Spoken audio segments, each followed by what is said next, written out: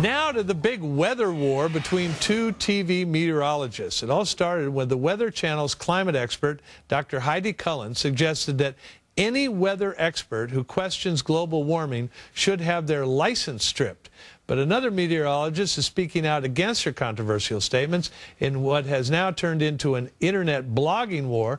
Meteorologist James Spann of the ABC station in Birmingham writes, "I do not know of a single TV meteorologist who buys into the man-made global warming hype."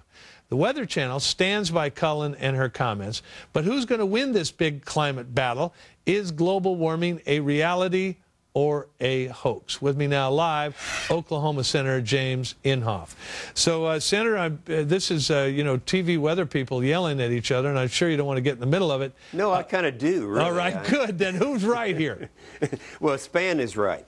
And one of the interesting things, John, is that some of the last of the independent people who are not going to be coerced by grants from the UN and other places are the TV weather people. And I'm glad to see them coming out. Now, you got to keep in mind, there's a lot of the scientists that were in on this saying it's man-made gases that are causing climate change. We agree that climate is changing, but it's been changing throughout history. It gets warmer, cooler, warmer, and cooler.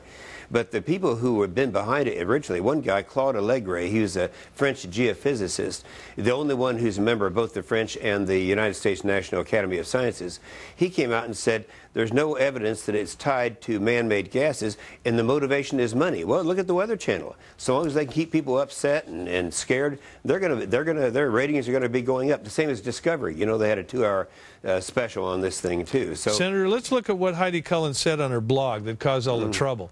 This is what she wrote. We also have some sound from her. She says, if a meteorologist can't speak to the fundamental science of climate change, then maybe the AMS, that's the accrediting body, should not give them a seal of approval. What does that sound like to you? Is that some sort of political correctness threat?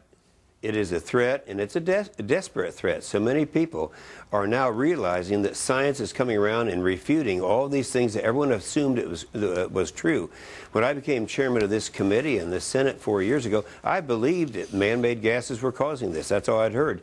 Until I checked and found out the science is moving, it's changing, and the cost would be just incredible if we were to have to do something massive restricting CO2. What you are saying, if I can put it in a thimble, is Al Gore is wrong, and Al Gore is selling people a pile of you-know-what.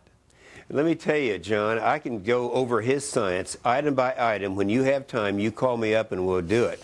Al Gore thinks this is his ticket to the White House, and all of a sudden desperation setting in with Al Gore because people realize that the science is definitely not settled, and I'm being very generous when I say that. You know, 2 nights ago, 2 weeks ago, Dr. Hedi Cullem was on this show. Let me play you what she said. For me, it's just a problem that we need to deal with and a problem that we need to solve because it can hurt us economically, it can hurt us in so many different ways. And actually, by solving this global warming problem, we're tackling everything from national security issues to issues of natural disasters. Is it a problem to be solved? Oh, first of all, let's assume that I'm wrong and that we on this side are wrong. Al Gore, when he was vice president, he had Tom Wigley, a scientist, study to see in the event that all the nations, developed nations, signed on to the Kyoto Treaty and lived by the emission requirements, that how much would it affect the weather over 50 years. Their conclusion was 6/100ths of 1 degree centigrade. So it's not even measurable if they are right. Senator James Inhofe, Senator, thank you very much. Senator from Oklahoma, of course. Appreciate it, Senator. We'll talk to you again. Thank you, John.